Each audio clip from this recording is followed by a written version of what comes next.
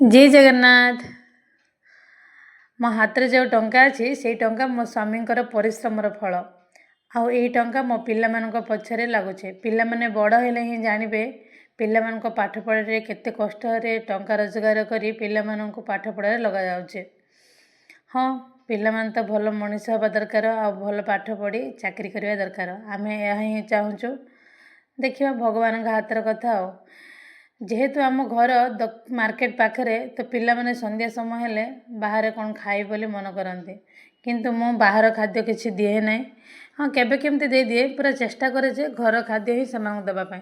तेणु मु गुपचुप बनी देथिली। यापर गणपति बापा विसर्जन होउचंती आज। आमे तो बहुत दिन रखिपर ना तांको पूजा करिपर ना तेणु किछि दिन रखी विसर्जन करदेबा।